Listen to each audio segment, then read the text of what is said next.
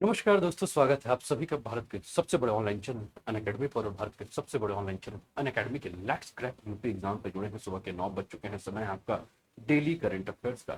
Daily current affairs, जहां देश विदेश के प्रमुख समाचारों का संकलन लेकर मैं उपस्थित हो जाता हूं और आपके साथ चर्चा करता हूं। दोस्तों, ये जो सेशन है, इसका जो सोर्स है वो है the Hindu, Indian Express, PIB, All India Radio, Down to Earth, Times of India, Economic Times, Dainik Jagran, Hindustan जैसे प्रमुख समाचार पत्र। तो फटाफट सभी लोग ऑनलाइन आ जाइए और अपने सारे फ्रेंड्स के साथ क्लास को शेयर कर दीजिए कि वो भी इस क्लास का लाभ उठा सकें। दोस्तों, ये क्लासेस आपके UPSC civil services exam, state PSC civil services exam, इसके अलावा सीएपीएफ का एग्जाम, सीडीएस एग्जाम और जितने भी आपके वनडे एग्जाम हैं, जहां भी करंट अफेयर्स के प्रश्न पूछे जाते हैं, उन सभी के लिए जो है ये क्लासेस काफी इंपॉर्टेंट है। तो चलिए क्लास को स्टार्ट करते हैं और स्टार्ट करने से पहले देखते हैं कि क्या है आज का मोटिवेशनल कोट। तो दोस्तों, आज का मोटिवेशनल कोट आपके स्क्रीन पर है। सफलता का कोई मंत्र नहीं, यह तो सिर्फ परिश्रम का फल है। सफलता यानी सक्सेस। कौन नहीं भूखा होता है सफलता के लिए? कौन नहीं भूखा होता है सफल होने, सक्सेस होने के लिए? हर व्यक्ति चाहता है कि वो अपने जीवन में एक सफल व्यक्ति बने, एक सक्सेसफुल जो है पर्सनालिटी के रूप में वो जाना जाए। और इसके लिए वो अतः मेहनत भी करता है। दिन रात अपने सुख चैन को त्याग कर वो जी तोड़ मेहनत करता है और उसके बाद उसको प्रसिद्धि मिलती है, उसको सफलता मिलती है। लेकिन हाँ, कुछ लोग ऐसे भी होते हैं जो कि चाहते हैं कि सफलता का कुछ शॉर्टकट मिल जाए। जैसे कि आप ही लोग में कुछ लोग होंगे, जब एग्जाम आएगा तो उसके पहले आप क्या ढूंढेंगे? शॉर्टकट ढूंढेंगे, जिसके माध्यम से आप चाहेंगे कि कोई ऐसा रास्ता मिल जाए, कोई ऐसी खुराक मिल जाए, कोई ऐसी बूटी मिल जाए, कोई ऐसी दवा मिल जाए, जिससे कि रातों रात हम जो है वो सफल व्यक्ति बन जाए। और जानते हैं दोस्तों कि इसके लिए अगर रातों रात आप सफल बनना चाहते हैं तो इसका कोई भी शॉर्टकट नहीं है। सफलता हमेशा क्या मांगता है? सफलता हमेशा आपसे परिश्रम मांगता है। सफलता हमेशा आपसे क्या कहता है? सफलता आपसे हमेशा कहता है कि आप जी तोड़ मेहनत कीजिए। सुना होगा ना आपने, करत करत अभ्यास कर, जड़मत होत सुजान, और रसरी आवत जात है, सिल पड़ पड़त निशान। है ना? तो अभ्यास करते करते, परिश्रम करते करते ही व्यक्ति को क्या मिलती है? सफलता मिलती है। और यही आज का मूल मंत्र है आपका, यही आपका मोटिवेशनल कोट है कि सफलता का कोई मंत्र नहीं है, ये तो सिर्फ परिश्रम का फल है। तो लग जाइए आप लोग, मेहनत करते रहिए और इस विश्वास के साथ मेहनत कीजिए कि एक ना एक दिन ऐसा आएगा जिस दिन आप सफल व्यक्ति, सफल पर्सनालिटी बनकर जो है उभरोगे और आपकी मेहनत को दुनिया पहचानेगी। तो फटाफट सभी लोग ऑनलाइन आकर अपने सारे फ्रेंड्स के साथ शेयर कर दीजिए। इंदु गौतम, प्रीति सूर्या, दिशा, अमरजीत सिंह, सभी का स्वागत है, सभी का अभिनंदन है। तो चलिए स्टार्ट करते हैं आज के सेशन को और देखते हैं कि क्या है आज का पहला न्यूज। तो दोस्तों, पहला न्यूज आज का लिया गया है इंडियन एक्सप्रेस से। और इंडियन एक्सप्रेस से जो पहला न्यूज है वो है आपका एनवायरमेंट एंड इकोलॉजी का टॉपिक है। न्यूज है एक्सप्लेन्ड कॉलम से। What are the tar bills that have resurfaced on Mumbai beach? ठीक है दोस्तों, हुई क्या घटना, क्या हुई है कि हाल ही में जो है वो तेल का रिसाव हुआ है। ठीक है ना? और तेल के रिसाव होने के कारण मुंबई के तट पर जो है वो टार बॉल्स जो हैं वो आपको काफी अधिक मात्रा में जो है वो देखने को मिले हैं। अब ये बात हम करें कि टार बॉल होते क्या हैं और ये दिखते कैसे हैं। तो सबसे पहले हम ये देख लें कि टार बॉल दिखते कैसे हैं। आपके स्क्रीन पर दोस्तों ये टार बॉल दिख रहे हैं, जो कि तेल के चिपचिपे पदार्थ जो हैं वो दिख रहे हैं। आप देख रहे होंगे कि कैसे ये नीचे आपको रेत की परत, बालू की परत दिख रही होगी और उसके ऊपर जो है ये चिपचिपे पदार्थ जो हैं वो आपको दिख रहे हैं। ठीक है? जो कि हमारे पर्यावरण के लिए जो है वो काफी घातक है, हमारे पर्यावरण के लिए जो है चिंता का विषय है। तो इसी पर हम बात करेंगे। ये टॉरबेल जो है वो मुंबई के तट पर देखे गए हैं। और टॉरबेल जो है वो क्या है? आपके गहरे रंग के चिपचिपे गोले होते हैं और ये तब बनते हैं जब कच्चा तेल समुद्र की सतह पर तैरता है और इसका निर्माण समुद्री वातावरण में कच्चे तेल के अपक्षय के कारण होता है। ठीक है? इसके अलावा टॉरबेल के बारे में अगर हम चर्चा करें दोस्तों, तो इनमें से कई बॉल जो हैं वो बास्केटबॉल जितनी बड़ी आकार में होती हैं, जबकि कुछ जो है वो छोटे छोटे गोलाकार शेप में होते हैं। और ये समुद्र की धाराओं या समुद्र के लहरों के साथ दोस्तों क्या होते हैं कि समुद्र के तट पर जो है जाकर पहुंच जाते हैं। अधिकांश स्थान पर अगर हम देखें तो ये टॉरबेल जो उपस्थिति है, वो टॉरबेल की जो उपस्थिति है वो रिसाव का संकेत देती है। ठीक है ना? और अभी हम लोगों ने जो मुंबई के तट पर इस टॉरबेल को देखा है, ये मानसून के दौरान पश्चिमी तट पर, ठीक है ना, आप जानते हैं कि जो मानसून का समय है, जो अभी का समय है, इसमें आप जानते हैं कि साउथ वेस्ट डायरेक्शन से जो है वो विंड आ रही है, साउथ वेस्ट मानसून। तो इस समय हम क्या देखते हैं कि इसी समय आपके समुद्री भाग से जो है वो धाराओं के साथ जो है ये सारे पश्चिमी तट पर जो है ये टॉर्बिल हमें देखने को मिल रहे हैं। तो ये मानसून के दौरान दोस्तों ये पश्चिमी तट पर इनकी वार्षिक उपस्थिति ने समुद्री जीव विज्ञानी और विशेषज्ञों को क्या किया है, जांच के लिए जो है प्रेरित किया है कि वो जांच करें कि किस प्रकार से ये टॉर्बिल जो है वो आए हैं। अब ये टॉर्बिल जैसे हम समझ रहे हैं कि इसमें हम बात कर रहे हैं कि तेल का रिसाव, तो ये प्रश्न ये उठता है कि तेल का रिसाव हुआ कहाँ है ना? तेल के कुओं का क्या कहीं से लीकेज हो गया है, कहीं से तेल के कुएं फट गए हैं, या कहीं जहाजों में जो है वो जानबूझकर जो है वो तेल का रिसाव किया गया है, या नदी अपवाह के तहत आए हैं, या महासागरों में जो है जो सीवेज के थ्रू, नदियों के थ्रू या सीवेज के माध्यम से जो नगर पालिका के सीवेज है या औद्योगिक अपशिष्ट है, कहां से ये किस प्रकार से ये टॉर्बिल जो है वो आए हैं, इसके ऊपर चर्चा का विषय है। इस पर जो है वैज्ञानिक जो है वो चिंतित भी हैं और इसको जांच करने के लिए प्रेरित भी हैं कि इसका जांच किया जाए। समुद्री तटों के पास जब ये टॉर्बिल पहुंचते हैं दोस्तों, तो ये हाथ या समुद्र तट की सफाई हेतु उपयोग की जाने वाली मशीनों के द्वारा क्या किया जाता है, उठाया जाता है। ठीक है, इसके अलावा टॉर्बिल के बारे में बात करें तो ये सबसे बड़ी चिंता क्या है कि टॉर्बिल जो है ये समुद्र तट की ओर आने वाले टॉर्बिल जो है वो समुद्र में मौजूद जो मछली पकड़ने के जाल में जो है वो फंस सकते हैं, जिसके लिए मछुआरों को अपनी जाल की सफाई करना जो है वो काफी, क्योंकि चिपचिपा पदार्थ है और ये चिपक जाएंगे तो क्या होंगे, उनके मछुआरों के लिए एक जो है काफी गंभीर समस्या बन जाएगी कि बार बार अपने जो जाल है उनको वो साफ करें। इसके अलावा अगर हम इस टॉर्बिल के बारे में बात करें दोस्तों, तो ये समुद्री जीवन को प्रभावित कर सकता है, विशेष रूप से जो शीप है, ठीक है ना, इसके अलावा आपके क्लैम है, ठीक है। तो ऐसे जो प्रणालियां हैं जो कि आपके समुद्री जीव प्रणालियां हैं उनके लिए जो है वो काफी जो है मुश्किल बन सकता है। इसके अलावा टॉर्बिल के बारे में बात करें तो हमने कहा दोस्तों कि टॉर्बिल जो है वो आपका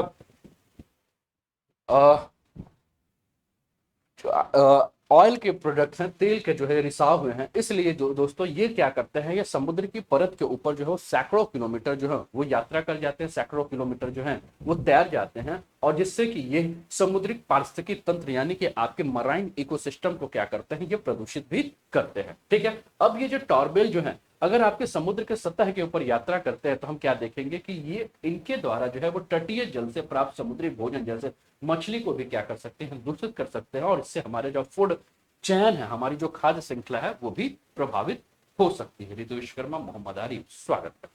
ठीक है, अगला न्यूज है दोस्तों आपके स्क्रीन पर, ये न्यूज है द हिंदू से लिया हुआ न्यूज है US, UK and Australia announce new security partnership for Indo Pacific. तो भारत ने और यूएस ने और ऑस्ट्रेलिया ने क्या किया है, एक न्यू पैसिफिक पार्टनरशिप जो है वो बनाने की बात की गई है, और जिसका नाम है AUKUS, ठीक है ना, AUKUS ग्रुप या AUKUS समूह। तो हाल ही में हम बात करें तो अमेरिका ने ऑस्ट्रेलिया, यूके और यूएस के बीच में इंडो पैसिफिक क्षेत्र के लिए जो है नई त्रिपक्षीय सुरक्षा साझेदारी की घोषणा की है, और ये व्यवस्था का जो मुख्य आकर्षक है वो अमेरिका के द्वारा ऑस्ट्रेलिया को परमाणु पनडुब्बी प्रौद्योगिकी को साझा करने से संबंधित है। इंडो पैसिफिक पर ध्यान केंद्रित करना जो है, जो इस मुद्दा है कि इंडो पैसिफिक क्षेत्र पे जो ध्यान केंद्रित करने की बात की जा रही है, तो ये इंडो पैसिफिक क्षेत्र पे जो ध्यान केंद्रित करने के बारे में बात की जा रही है दोस्तों, तो ये सुरक्षा समूह AUKUS हिंद प्रशांत क्षेत्र के रणनीतिक हितों को आगे बढ़ाने पर जो है वो ध्यान केंद्रित करने के ऊपर जो है। इसके अलावा हम बात करें दोस्तों तो अमेरिका ने इस बात को स्पष्ट रूप से इंकार किया है कि समुद्र में ये जो इंडो पैसिफिक क्षेत्र में जो ध्यान केंद्रित किया जा रहा है, ये समूह को चीन के खिलाफ लक्षित किया गया, क्योंकि बार बार जो है वो चीन इसके ऊपर उंगली उठाता है कि इंडो पैसिफिक क्षेत्र में अमेरिका की जो ज्यादा से सक्रियता दिख रही है वो कहीं ना कहीं जो है वो चीन को जो है वो क्या करने के लिए, टक्कर देने के खिलाफ जो है काम कर रहा है। ठीक है, तो अमेरिका ने कहा कि हमारा कहीं से भी उद्देश्य जो है वो चीन को लक्षित करना नहीं है, लेकिन इसका इंडो पैसिफिक ओरिएंटेशन का जो उद्देश्य है वो दक्षिण चीन सागर में चीन के मुखर कार्रवाई के खिलाफ जो है एक गठबंधन करना है। ठीक है, इसके अलावा अगर हम बात करें तो कनाडा और न्यूजीलैंड के साथ 3 देश पहले से जो है वो 5 आइज गठबंधन के माध्यम से व्यापक खुफिया जानकारी जो है वो साझा भी कर रहे हैं। ऑस्ट्रेलिया को परमाणु पनडुब्बियों का हस्तांतरण जो किया गया, इसके बारे में हम बात करें तो ऑस्ट्रेलिया के इस पहल के तहत जो है यूके और यूएस की मदद के परमाणु ऊर्जा से चलने वाली पनडुब्बियां जो है वो अधिग्रहण करेगा कौन, ऑस्ट्रेलिया। और यह कदम इसलिए भी महत्वपूर्ण है क्योंकि अमेरिका ने पहले एक बार परमाणु पंडित तकनीक जो है इसकी जो शुरुआत वर्ष 1958 में की थी वह ग्रेट ब्रिटेन के साथ जो है वो साझा की थी। ठीक है ना। परमाणु पनडुब्बियों को जो अपने पारंपरिक समकक्षों की तुलना में शांत है, लेकिन लंबी अवधि के लिए जो है इसकी जो है तैनाती की जाती है समुद्र के अंदर से, जो क्या करता है ये जो भी सीमा है और या समुद्र के अंदर जो सुरक्षा है उसको ये ध्यान रखता है। इसके अलावा हम बात करें तो अधिक परमाणु संचालित पनडुब्बियों को प्राप्त करने के लिए भारत के घोषित लक्ष्य के साथ या क्वाड के समुद्र के नीचे और पनडुब्बी रोधी युद्ध क्षमताओं के कदम आगे बढ़ाने की दिशा में भी इसके माध्यम से प्रयास किया जाएगा। ठीक है ना। क्वाड के बारे में हम बात करें तो हम जानते हैं कि क्वाड में भारत, अमेरिका, ऑस्ट्रेलिया और जापान जो है इसका समूह है। और क्वाड समूह के बारे में बात करें तो ऑस्ट्रेलिया अब केवल 6 देशों यानी कि भारत, अमेरिका, ब्रिटेन, फ्रांस, रूस और चीन के समूह में शामिल होने के लिए तैयार है जो परमाणु पनडुब्बियों के संचालन करते हैं। ठीक है। तो ये जो 6, अभी तक ऑस्ट्रेलिया जो है वो परमाणु पनडुब्बियों का संचालन नहीं कर रहा था। अभी तक केवल 6 देश जो है वो परमाणु पनडुब्बियों का संचालन कर रहे थे। कौन कौन? Bharat, America, Russia, China. ठीक है। भारत, अमेरिका, ठीक है ना, रशिया, चाइना, फ्रांस और ब्रिटेन। ठीक है। ये जो देश हैं अभी तक जो है वो परमाणु पनडुब्बी का जो है वो संचालन कर रहे थे, लेकिन अब इस देश के ग्रुप में जो है वो ऑस्ट्रेलिया की भी एंट्री हो गई है। ठीक है ना। और ये जो परमाणु आपका जो पनडुब्बी है ये असैन्य परमाणु ऊर्जा उद्योग यानी कि सिविल न्यूक्लियर पावर इंडस्ट्री के बिना ऐसे पनडुब्बी रखने का एकमात्र देश जो होगा वो कौन सा होगा? आपका ऑस्ट्रेलिया होगा।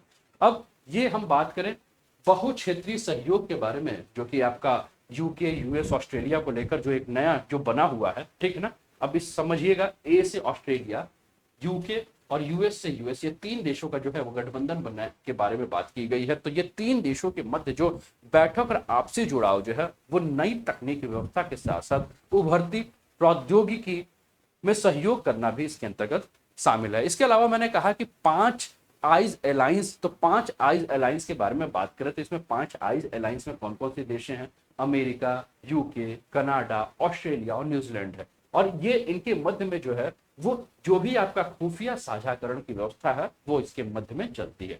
ठीक है ना। इसका जो गठबंधन हुआ था ये 5 आइज का, ये 1946 से लेकर 1991 के दौरान जो है संयुक्त राज्य अमेरिका और सोवियत संघ के साथ जो है संबंधित जो भी आपका शीत युद्ध जो लड़ा गया था, इस समय जो है वो 5 आइज का जो है वो गठन किया गया था। ठीक है ना। और ये 5 आइज जो है वो डेमोक्रेटिक कंट्री है। ठीक है ना। कौन कौन से डेमोक्रेटिक कंट्रीज में है? अमेरिका, यूके, कनाडा, ऑस्ट्रेलिया और न्यूजीलैंड जो है ये डेमोक्रेटिक कंट्रीज का एक ग्रुप था। ठीक है। क्लियर है? जानवी त्रिपाठी, स्वागत। ठीक है। तो शीत युद्ध के दौरान सभी संभावित मोर्चों पर अपने विरोधियों के बारे में जो भी संवेदनशील जानकारी थी, वो संवेदनशील जानकारी जो ये अलायंस था वो अपने बीच में जो है वो साझा करने की जहां भी आवश्यकता महसूस करते थे वो साझा करते थे। और इससे अक्सर विश्व में सफल खुफिया अलायंस के रूप में भी 5 आइज को जो है वो वर्णित किया भी गया है। ठीक है। स्वागत है प्रीति पोयम, स्वागत है। ठीक है। चले आगे बढ़ते हैं। अगला न्यूज है दोस्तों आपका इंडियन एक्सप्रेस से लिया हुआ न्यूज है who is Iqbal Singh Lalpura the former cop chosen as a national minority commission head. ठीक है ना। तो न्यूज है कि राष्ट्रीय अल्पसंख्यक आयोग ने क्या किया है कि पूर्व आईपीएस अधिकारी इकबाल सिंह लालपुरा को राष्ट्रीय अल्पसंख्यक आयोग का जो है वो अध्यक्ष नियुक्त किया गया है। तो सबसे पहले हम जाने कि आपका राष्ट्रीय अल्पसंख्यक आयोग क्या है, नेशनल कमीशन फॉर माइनॉरिटी क्या है। तो दोस्तों नेशनल कमीशन फॉर माइनॉरिटी की जो स्थापना है वो केंद्र सरकार के द्वारा राष्ट्रीय अल्पसंख्यक आयोग अधिनियम 1992 के अंतर्गत जो है वो की गई थी। यह आयोग भारत के संविधान में प्रदत्त या तथा संसद और राज्य विधानमंडलों के द्वारा अधिनियमित कानून के अनुसार जो है अल्पसंख्यकों के हितों की रक्षा करने, सुरक्षा हेतु किए गए सुरक्षा और कामकाजों को क्या करता है? निगरानी करता है। ठीक है ना। यह कुछ मामलों में अगर हम बात करें तो ये जो है अल्पसंख्यक आयोग जो है वो 6 धार्मिक समूहों को, कौन कौन से धार्मिक समूह हैं आपके?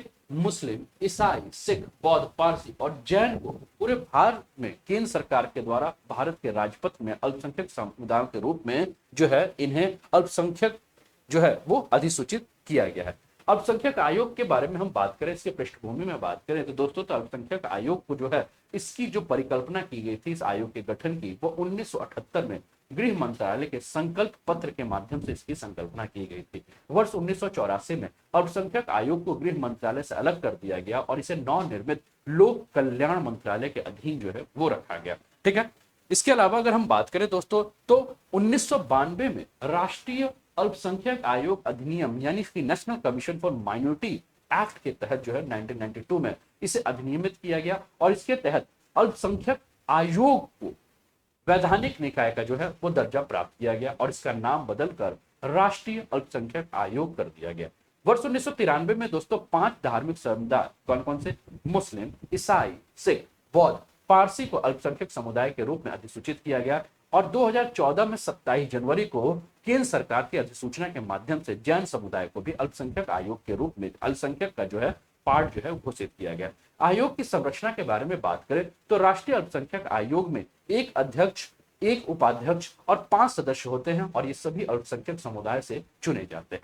इसके अलावा अगर हम बात करें तो आयोग में केंद्र सरकार के द्वारा 7 अन्य प्रतिष्ठित योग्य और सत्यनिष्ठ सदस्य जो हैं वो मनोनीत किए जाते हैं। प्रत्येक सदस्य जो है वो पद ग्रहण की तिथि से 3 वर्ष की अवधि के लिए जो है वो पद धारण करता है। तो ये आपका इंडियन पॉलिटी का जो है वो इंपॉर्टेंट टॉपिक है जिसपे हम लोग चर्चा कर रहे हैं, अल्पसंख्यक आयोग के ऊपर चर्चा कर रहे हैं और हम देख रहे हैं कि कौन कौन सा धर्म है जो है जिसको कि अल्पसंख्यक धर्म माना गया है। ठीक है, इसका गठन कब हुआ है, इसकी संरचना किस प्रकार से है, कितने अध्यक्ष हैं, ठीक है, कितने उपाध्यक्ष हैं और कितने सदस्य होते हैं, कार्यकाल क्या होता है, इन सभी के बारे में हमने चर्चा की और इसके माध्यम से हम कोशिश करेंगे कि अगर ऐसे प्रश्न हमारे आयोग ने पूछे तो हम आसानी से इस पर जो है वो जवाब दें।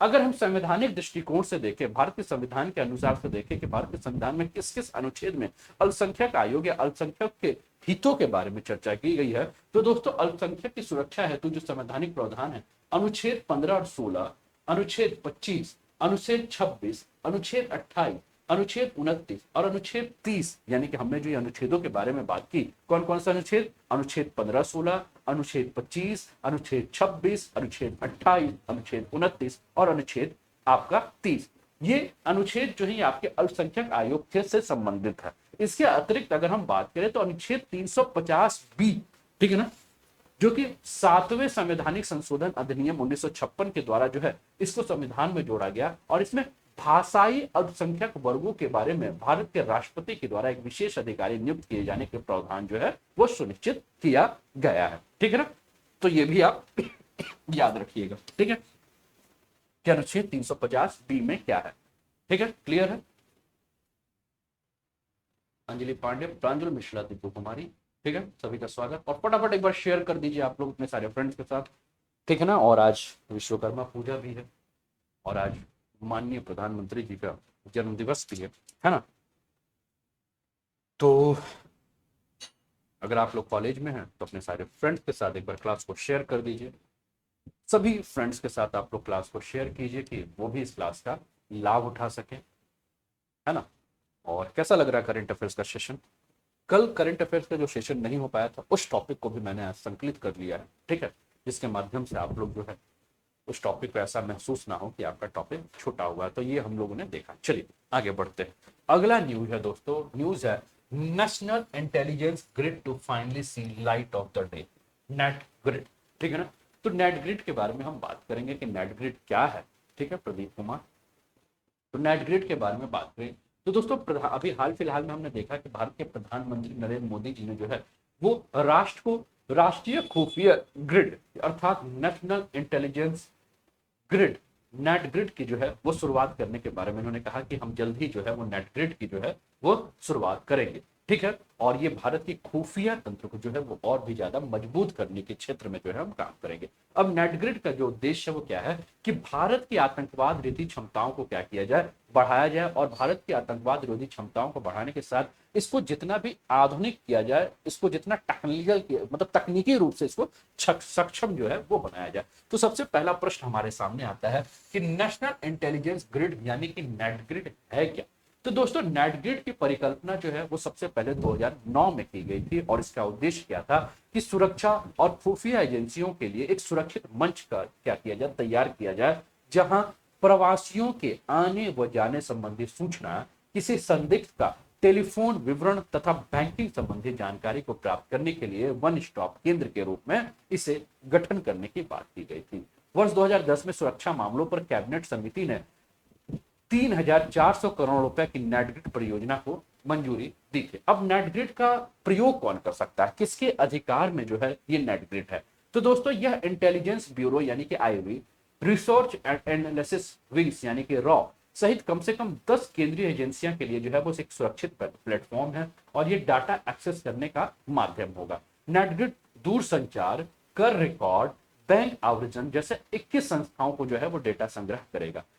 इसकी आलोचना किस लिए की जा रही है, नेटग्रिड की आलोचना? तो नेटग्रिड की आलोचना के बारे में कहा गया है कि ये निजता संबंध, जो भी आपके किसी व्यक्ति की जो निजता, क्योंकि हम क्या बात कर रहे हैं कि व्यक्ति का टेलीफोन, उसके बैंक अकाउंट, ठीक है, वो कहाँ आ रहा है, कहाँ जा रहा है, यानी कि विदेश आ रहा है, विदेश से जा रहा है, तो सारी जानकारी जो है इसके पास होगी। तो कुल मिलाकर इसकी आलोचना का सबसे पहला जो बात ये उठ जा रहा है कि इससे क्या होगा कि व्यक्ति की जो निजता होगी, उस निजता का ही जो है वो हनन हो जाएगा और उसकी निजी गोपनीय जो भी जानकारी होगी वो लीक होने की संभावना है, ठीक है। तो सबसे पहला जो है विरोध का कारण जो है, सबसे पहला यही कारण।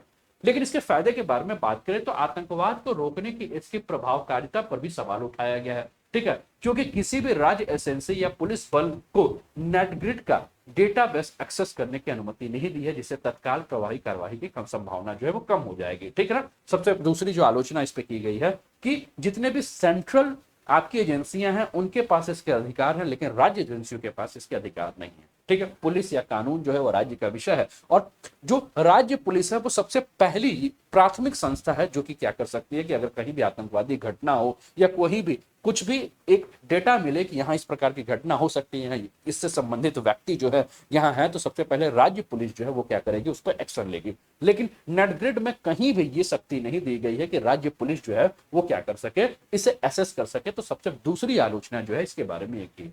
कुछ विशेषज्ञ मानते हैं कि जो नेटग्रिड है वो डिजिटल डेटाबेस का जो है इसके माध्यम से दुरुपयोग किया जा सकता है, जो कि 2 दशक में हमने देखा है कि आतंकवादियों के द्वारा जो है डिजिटल उपकरण का जो है वो हिंसक गतिविधियों के रूप में जो है प्रयोग किया गया है, ठीक है ना। इसके अलावा नेटग्रिड को लेकर यह भी आशंका जाहिर की गई है कि यह उनके कार्यक्षेत्र को प्रभावित कर सकता है तथा उनके कामों के संदर्भ में अन्य एजेंसियों को जानकारी जो है वो लीक कर सकता है। अब वर्तमान में जो प्रधानमंत्री जी ने कहा कि हम जल्दी ही राष्ट्र को नेटग्रिड जो है वो साझा करेंगे, समर्पित करेंगे, तो नेटग्रिड की आवश्यकता क्यों पड़ रही है? तो दोस्तों नेटग्रिड जो है आप जान ही रहे हैं कि ये आपका टेक्नोलॉजी रूप से जो है वो जितनी भी आपकी जांच एजेंसियां उनको क्या करेगी, सक्षम बनाएगी, उनको शक्तिशाली बनाएगी।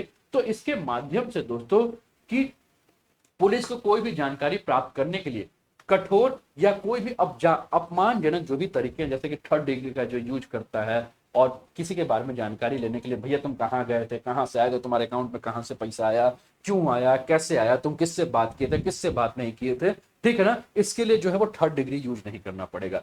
टेक्नोलॉजी के माध्यम से जो है वो व्यक्ति के बारे में सारी जानकारी जो है वो बहुत ही आसानी से जो है वो प्राप्त की जा सकती है। तो सबसे बड़ी जो नेटग्रिड की अगर हम बात करें तो इसकी आवश्यकता ये है। इसके अलावा अगर हम बात करें तो जो भी आपकी आतंकवादी घटनाएं होती हैं, उस आतंकवादी घटनाओं के बारे में हम क्या देखते हैं कि पुलिस क्या करती है कि किसी भी संदिग्ध व्यक्ति को उठाती है और संदिग्ध व्यक्ति को उठा के उसके साथ पूछताछ करती है। लेकिन इसके माध्यम से हम क्या देखेंगे कि काफी जो, अब देखिए, संदिग्ध व्यक्ति को उठाती है, उस पर पूछताछ करती है, पता चलता है उसको 4 साल 5 साल 6 साल जेल में रहता है, ठीक है, उसके ऊपर चार्जशीट दायर होता है, जांच होता है, पेशी होती है, उसके बाद पता चलता है कि वो व्यक्ति क्या हो गया, निर्दोष हो गया, ठीक है। तो ये इससे क्या है कि एक पुलिस प्रशासन के ऊपर प्रश्न चिन्ह उठ जाता है कि वो निर्दोष व्यक्ति को भी क्या कर रही है, यातना दे रही है, उसको भी सता रही है।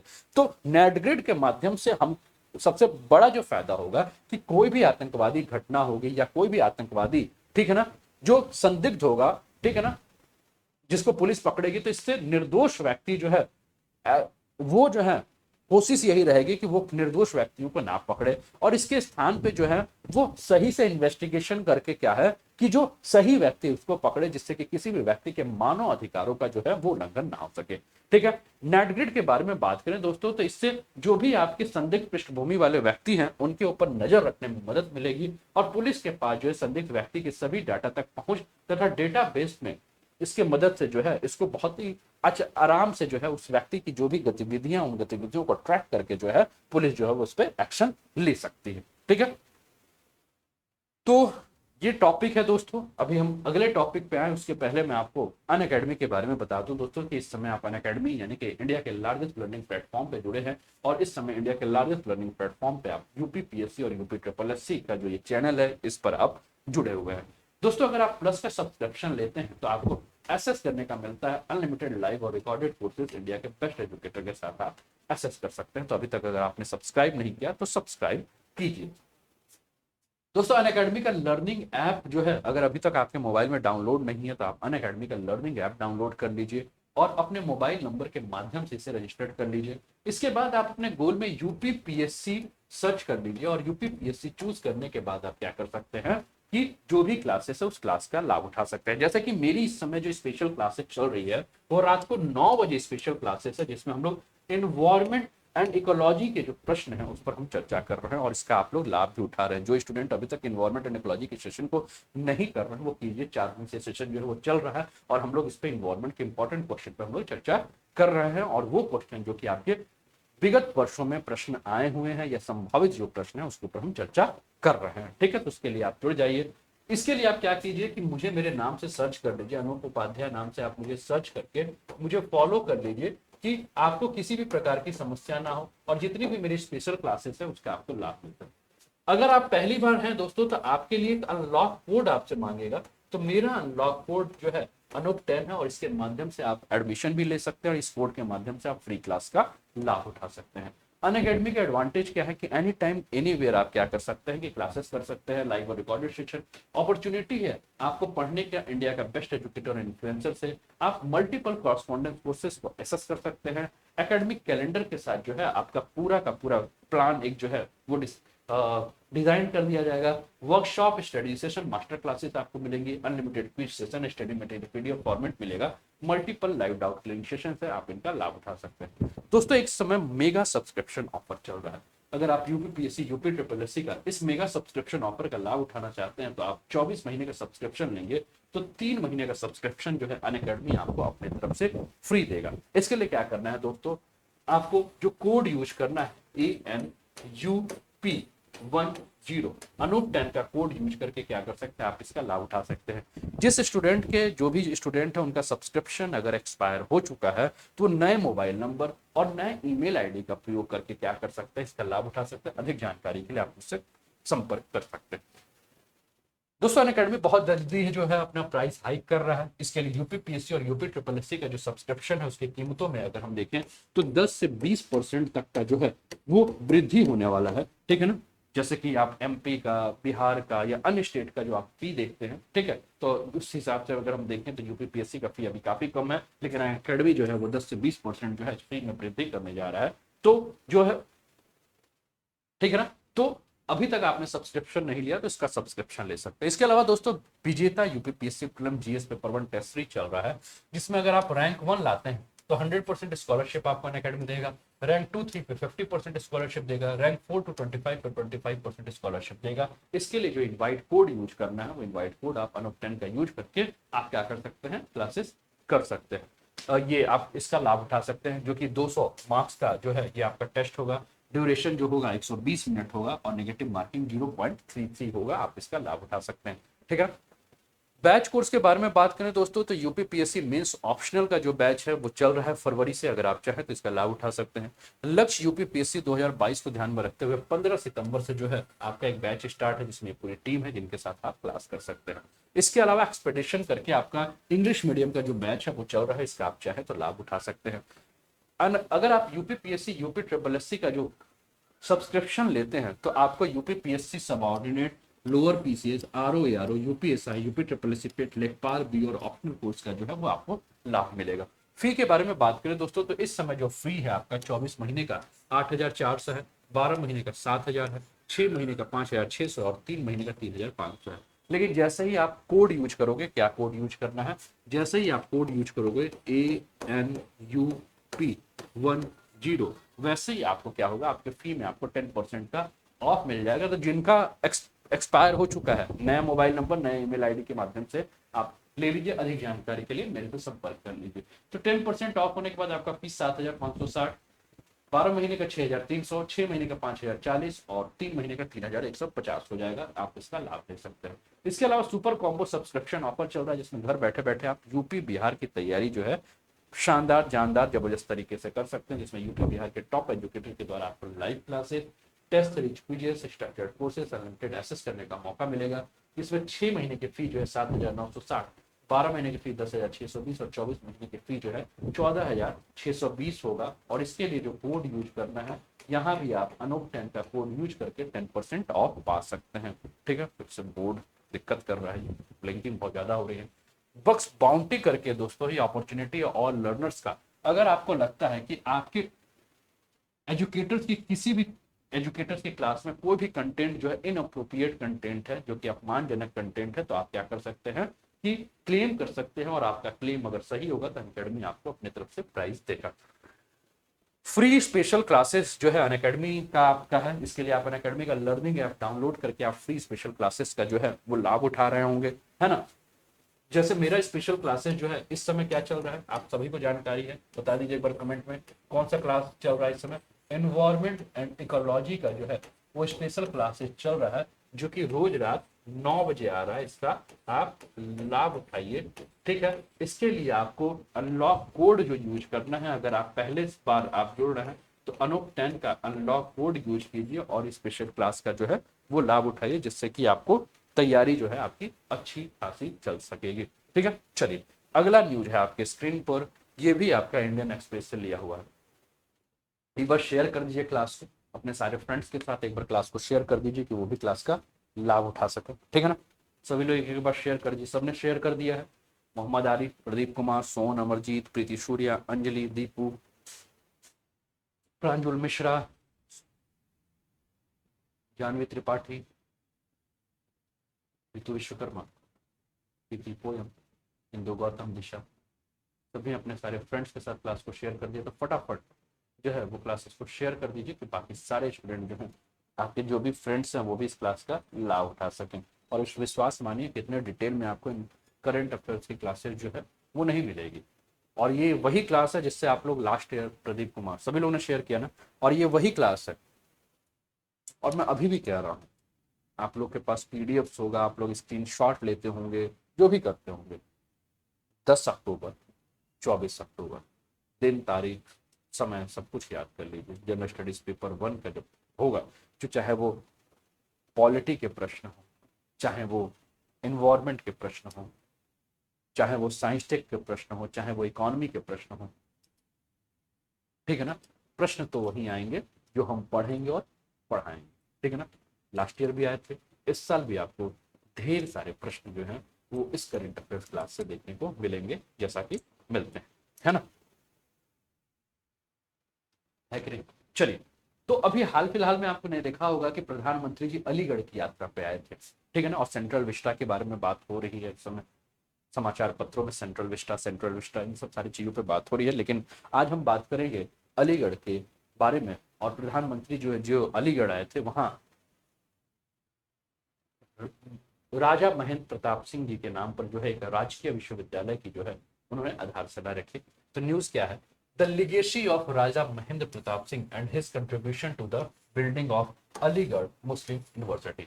ठीक है ना, तो अलीगढ़ मुस्लिम यूनिवर्सिटी, ठीक है, में इनका योगदान क्या है, इनकी लेगेसी क्या है, इसके ऊपर हम बात करेंगे। तो जैसा कि हमने अभी आपके साथ चर्चा किया कि प्रधानमंत्री जी कुछ दिनों पहले जो है वो अलीगढ़ की यात्रा पे थे, और अलीगढ़ की यात्रा पे जब वो पहुंचे तो उन्होंने उत्तर प्रदेश के अलीगढ़ में जो है वो राजा महेंद्र प्रताप सिंह के नाम पर जो है एक राजकीय विश्वविद्यालय की स्थापना की।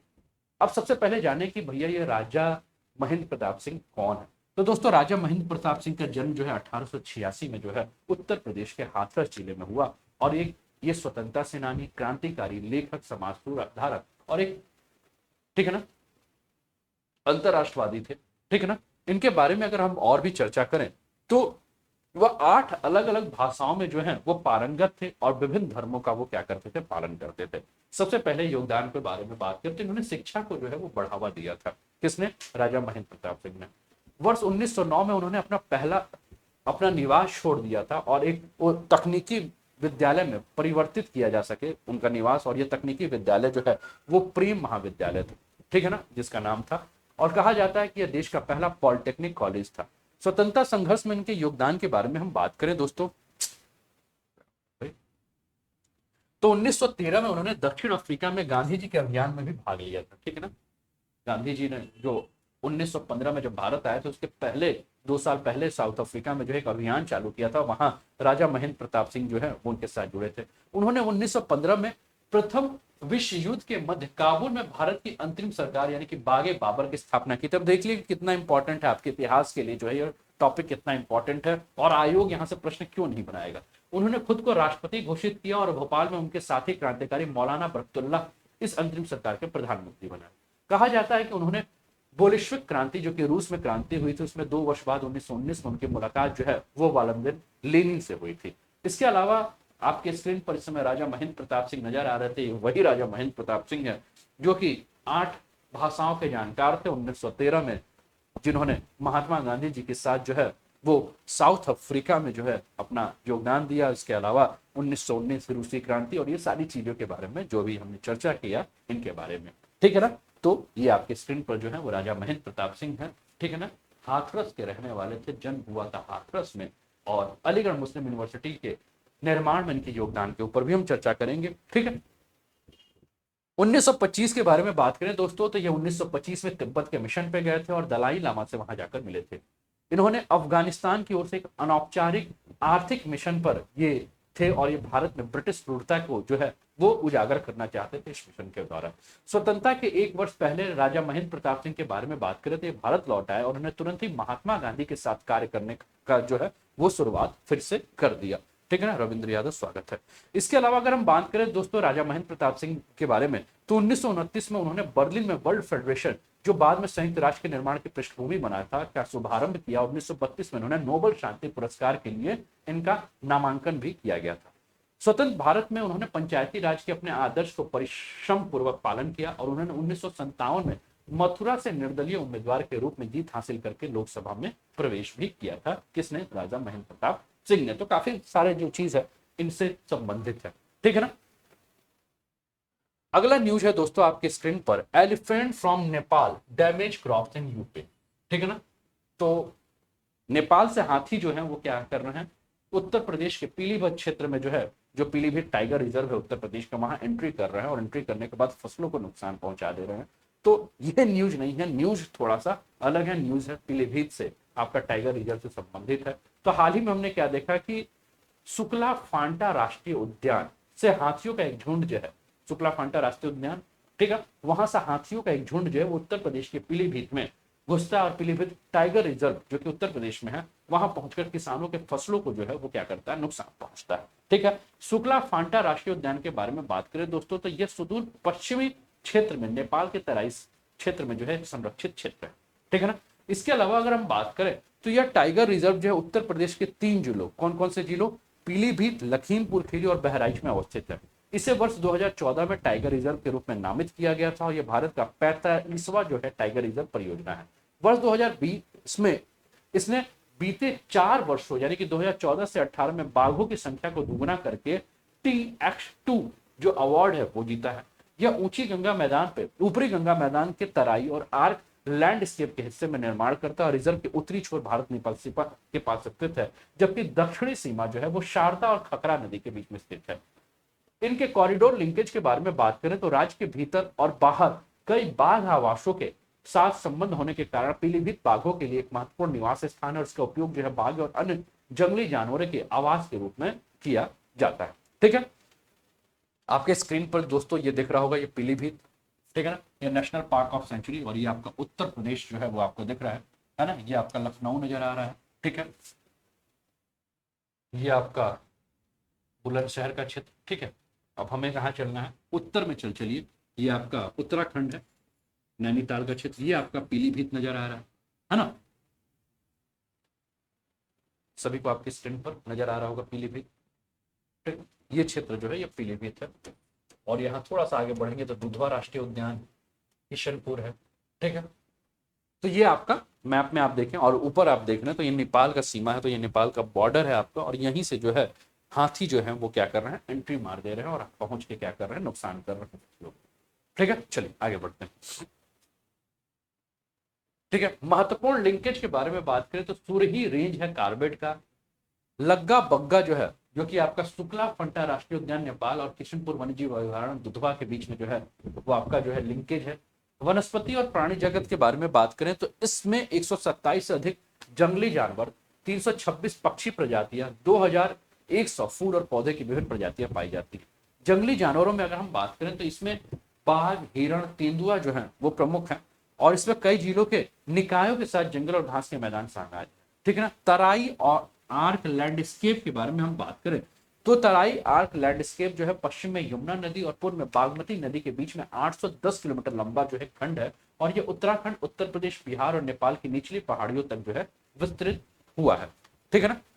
इसमें भारत के जो तराई आर्क लैंडस्केप के बारे में अगर हम बात कर रहे थे, ठीक है ना, तो इसमें भारत के कुछ सबसे प्रसिद्ध टाइगर रिजर्व इस क्षेत्र में आते हैं, जिसमें कि आपका कार्बेट टाइगर रिजर्व जो कि उत्तराखंड में है, राजा जी नेशनल पार्क जो कि आपका उत्तराखंड है, दुधवा टाइगर रिजर्व जो कि आपके उत्तर प्रदेश में है, वाल्मीकि टाइगर रिजर्व जो कि आपके बिहार में है, वो सभी इसी आपके लैंडस्केप क्षेत्र में आते हैं।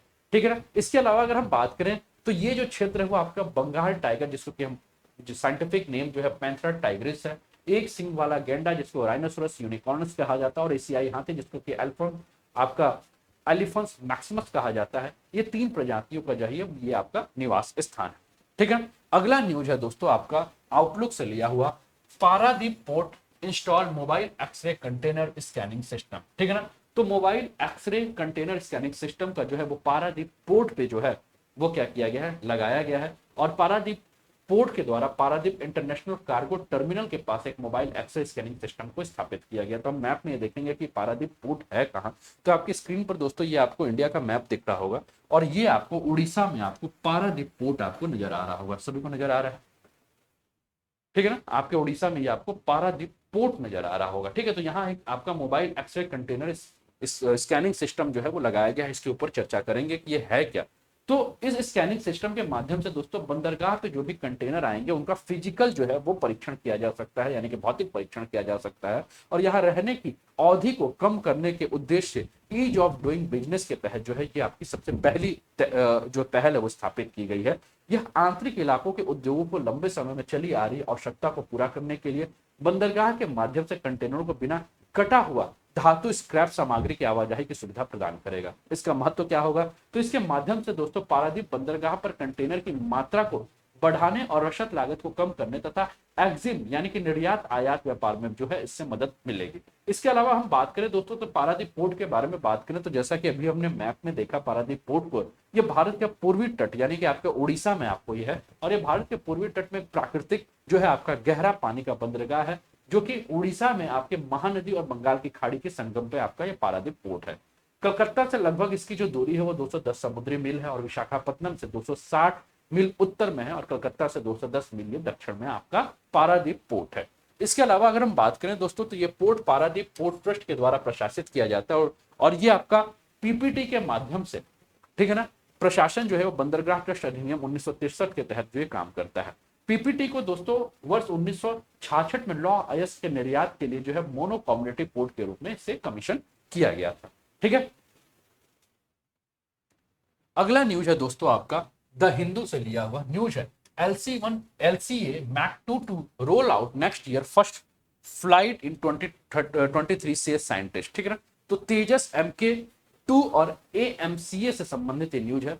वैमानिकी विकास एजेंसी ADA के मुताबिक जो है LCA तेजस MK2 को वर्ष 2022 तक जो है वो लॉन्च करने की जो है बात की जा रही है। कहा जा रहा है कि 2022 तक जो है लॉन्च हो जाएगा, और 2023 की शुरुआत में अपनी पहली उड़ान जो है भरेगा। इसके अलावा अगर हम बात करें दोस्तों तो ये advance medium compact aircraft AMCA को 2024 तक लॉन्च किया जाएगा, और 2025 से अपनी पहली उड़ान भरेगा। साथ ही ये नौसेना के विमान महापोतों से उड़ान भरने में 2 इंजन वाले डेक आधारित लड़ाकू जेट के विकास के कार्य में भी जो है इसको जल्दी पूरा कर लिया जाएगा। इससे संबंधित आपका ये न्यूज है। वैमानिक विकास एजेंसी रक्षा मंत्रालय का जो है एक स्वायत्त निकाय है। LCA तेजस MK2 के बारे में बात करें दोस्तों तो ये 4.5 जनरेशन का विमान है, और इसका इस्तेमाल जो है वो भारतीय वायुसेना के द्वारा किए जाने की बात की जा रही है। मिराज 2000 श्रेणी के विमानों का जो है इसके माध्यम से प्रतिस्थापन किया जाएगा, और इसके अंतर्गत एक बड़ा इंजन मौजूद है, और ये 6.5 टन पेलोड को अपने साथ ले जा सकता है। यह प्रौद्योगिकी को आराम से हल्के लड़ाकू विमान में प्रयोग किए जाने के लिए इसको विकसित किया गया है। LCA यानी कि हल्के लाइट कॉम्पैक्ट जो आपका एयरक्राफ्ट है, इस कार्यक्रम को 1980 के दशक में भारत के पुराने MiG-21 लड़ाकू विमानों को प्रतिस्थापित करने के लिए जो है इसकी शुरुआत की गई थी। हल्के लड़ाकू विमान को वैमानिक विकास एजेंसी एडीए के द्वारा जो है डिजाइन और विकसित किया जा रहा है और राज्य के स्वामित्व वाले हिंदुस्तान एरोनॉटिकल्स लिमिटेड इस परियोजना को जो है एक प्रमुख भागीदार के रूप में इसमें काम कर रही है। इसका उत्पादन वर्ष जो है 2025 के आसपास जो है वो शुरू होने की संभावना है। ठीक है, आपके स्क्रीन पर जो है ये न्यू तेजस आपको नजर आ रहा होगा, जो कि the long awaited indigenous fighter Tejas Mk 2 which will be, ठीक है ना, आपकी स्क्रीन पर नजर आ रहा है, which will be manufactured by Hindustan Aeronauticals Limited will go into the production by 2025-26। ठीक है, और 17.5 tonne Tejas mark 2 will be the same weight as the Mirage, Jaguar and Gripen. ठीक है ना, तो ये आपका जो है मिराज, जगुआर और ग्रिफन के ही कैटेगरी का है। Also in the works of advanced medium combat aircraft given a go ahead by Indian Air Force last year, 25-ton fighter will be powered by 2 engines capable of super cruise speed। इसके अगर आपको screenshot लेना है तो आप इसका screenshot लेकर share कर सकते हैं, जो कि आपके स्क्रीन पर आपको दिख रहा है। तेजस का जो नया तेजस है, इसके अंदर नया क्या है, heavier stand off weapon capacity है, स्टेट ऑफ द आर्ट, ठीक है, indigenously developed air to air missile Astra with a range of 17 kilometre, यानी कि एयर टू एयर, हवा से हवा में मार करने वाला मिसाइल अस्त्र है, जिसकी क्षमता जो है 70 किलोमीटर के आसपास की इसकी क्षमता है। ठीक है ना, shed to go into production after the Tejas LCA order 123 aircraft to replace the Indian air force aging MiG 21 is completed. ठीक है, तो ये पूरा आपका तेजस का है। ठीक है, इसका स्क्रीनशॉट आप लेके शेयर कर सकते हैं। ठीक है, तेजस के संस्करण के बारे में बात करें तो तेजस ट्रेनर वायुसेना के पायलटों को प्रशिक्षण देने के लिए 2 सीटर ऑपरेशन कंजर्जन ट्रेनर है। एलसीए नौसेना के बारे में बात करें तो भारतीय नौसेना के लिए ट्रेनर और सिंगल सीट वाहक सक्षम है। एलसीए तेजस नेवी मैक 2 जो है, ये एलसीए नेवी संस्करण का जो फेज 2 है।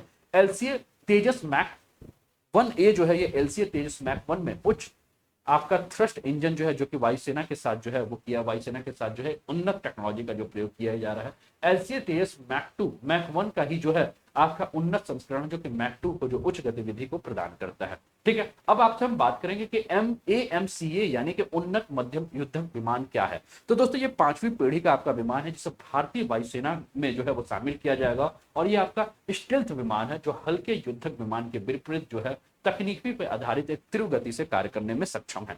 ठीक है, इसके अलावा अगर हम बात करें दोस्तों, तो ये लो रडार क्रॉस सेक्शन प्राप्त करने के लिए इसका आकार जो है एक अद्वितीय प्रकार का आकार बनाया गया है, जो युद्धक विमानों को आंतरिक हथियार सुसज्जित किया जा सकता है इसके माध्यम से। ठीक है, बाहरी हथियारों को हटाने के बाद इसमें लगे आंतरिक हथियारों को महत्वपूर्ण अभियानों के पूर्ण करने में भी इससे सक्षमता विद्यमान है। ठीक है, इसके रेंज के बारे में बात करें दोस्तों, तो इसका जो रेंज है वो 1000 किलोमीटर से लेकर 3000 किलोमीटर तक जो है इसका रेंज है। इसके इंजन और प्रकार के बारे में बात करें तो इसके 2 प्रकार के मैक 1 और मैक 2 जो है आपके इंजन है, और AMCA मैक 1 जो है, इसमें LCA मैक 2 के समान एक आयातित इंजन लगा होगा, और ये AMC मैक 2 में एक स्वदेशी इंजन होगा। इसके निर्माण के बारे में बात करें तो विमान का निर्माण और उत्पादन जो है विशेष प्रयोजन वाहन यानी कि SP के माध्यम से होगा, और इसमें निजी उद्योग को भी जो है इसकी भागीदारी दी जाएगी। ठीक है, तो दोस्तों ये रहा आपका करंट अफेयर का सेशन, और उम्मीद करता हूं कि आपका करंट अफेयर्स का सेशन आप लोगों को पसंद आया होगा। ठीक है दोस्तों, अभी तक आपने अनअकैडमी का Telegram channel let's crack UP exam नहीं ज्वाइन किया तो ज्वाइन कर लीजिए अनअकैडमी का let's crack UP exam channel. Video अगर आपको पसंद आई हो तो लाइक कर दीजिए, शेयर कर दीजिए, सब्सक्राइब करके बेल आइकन दबा दीजिए कि आने वाली हर क्लासेस का नोटिफिकेशन आपको टाइम पर मिल सके। अभी अगली मुलाकात जो है हमारी 11 बजे प्लस की क्लास में होगी, जिसमें हम लोग क्लाइमेट पे चर्चा कर रहे हैं, इंडियन क्लाइमेट के ऊपर चर्चा कर रहे हैं। ठीक है, तो मिलते हैं 11 बजे, तब तक अपना ध्यान रखिए, स्वस्थ रहिए, मस्त रहिए, तंदुरुस्त रहिए, हंसते खेलते मुस्कुराते हुए जीवन का आनंद लीजिए, और सफलता होने के प्राप्त करने के लिए, सफल व्यक्ति बनने के लिए परिश्रम कीजिए, जो कि आज का मोटिवेशनल कोट था आप लोगों के लिए। तो चलिए, सफल बनिए, परिश्रम करिए, खूब पढ़िए, खूब आगे बढ़िए, और इसी के साथ विदा लेता हूँ। जय हिंद, जय भारत।